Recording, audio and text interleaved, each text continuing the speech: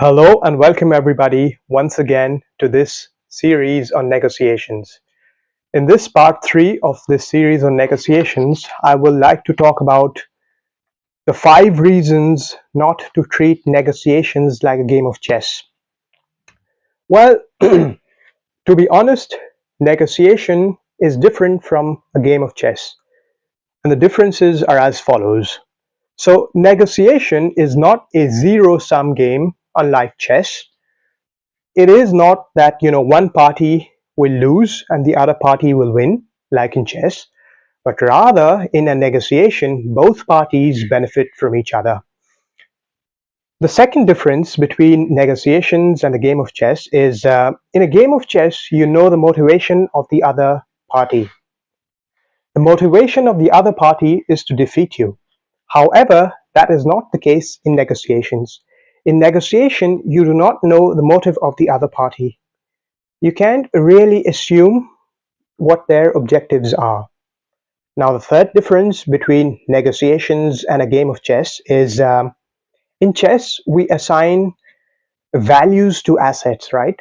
Constant values to assets, which does not change throughout the game. However, in the case of negotiations, each move and with the passage of time, the assets have different values. So you cannot just assume what the assets were valued at before will be the same if you sit at a later point in time in negotiations. The fourth difference between negotiations and a game of chess is that in chess all moves are at the table. There are not really any hidden moves. However, in negotiations, you might not be aware of all the parties, all the hidden agendas, all the people who are influencing this negotiation. And this is something you might have to take into consideration and spend time as to decide and understand what might be some other factors influencing these negotiations. The fifth difference between negotiations and a game of chess is that in chess, the board is frozen in time, while that is not the case in negotiation. As time goes on, the pieces in the game of negotiation can move on with their conditions, and the setup can change with the passage of time. So the leverage can also change.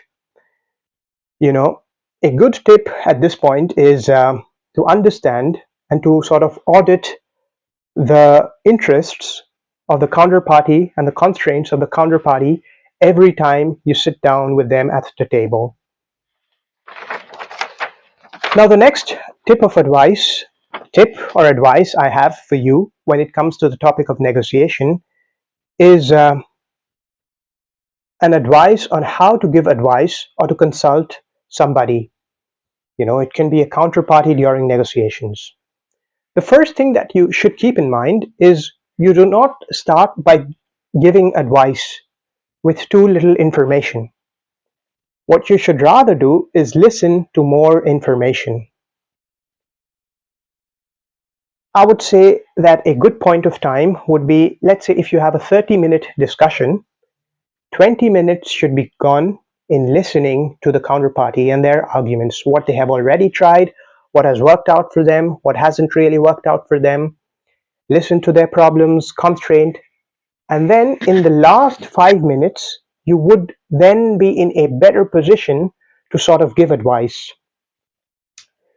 And rather than giving advice, you should come up with a follow-up questions, or rather tell them that you should sort of frame it in a way as to say, here's what I would do, or here's what, rather than saying, here's what you should do.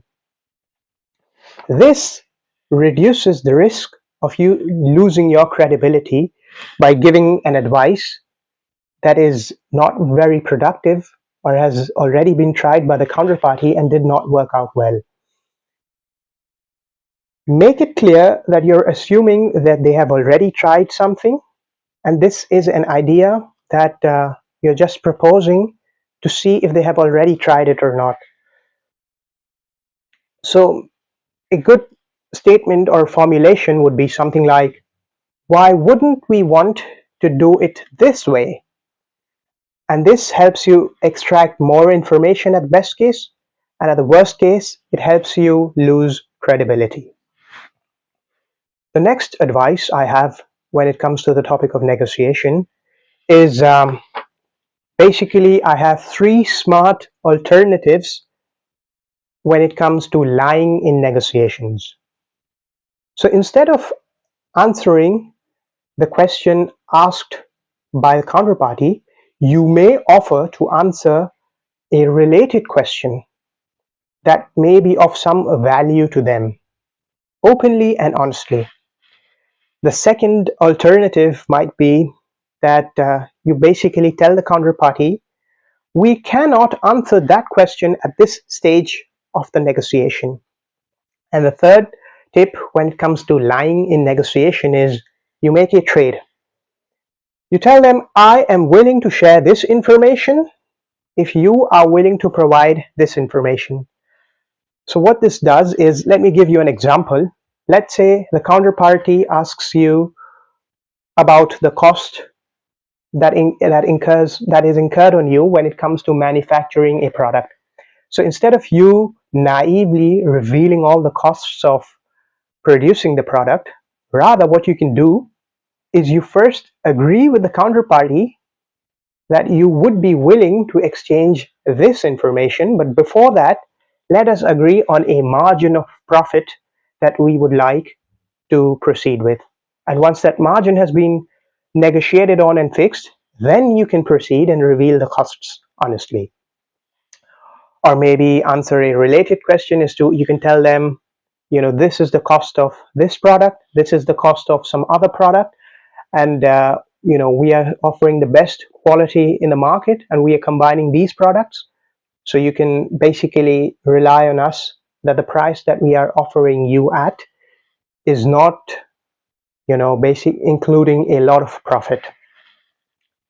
The next piece of advice I have for you when it comes to negotiation is how to use that one last thing as a leverage in negotiation.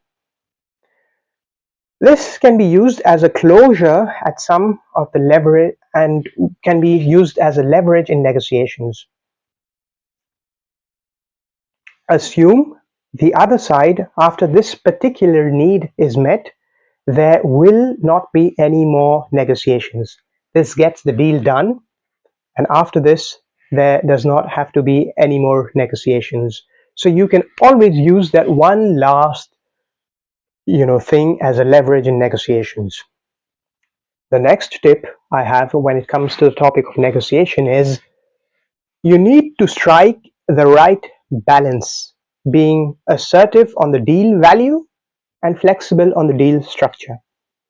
So instead of making one proposal, make two or three proposals so that they are equally valuable to you, but which have different deal structures. So you should be stubborn with the value of the deal, but you should be flexible on how that deal should be structured. You know what? You could say, I am flexible on how these components of the deal might be structured, on the phases of the deal, for example, but this is what I would like to get out of the deal. So that way you can be assertive on the value that you would like, but you can also be flexible on the deal structure. Hope that helps you, and we will come up and continue with other parts in this lecture. And I would like to keep this video short. So thank you once again for your attention. And if you do find value in these videos, please do like, share, and subscribe to my channel. It will really help me, support me and motivate me to keep making these videos. Thank you for your time. Bye.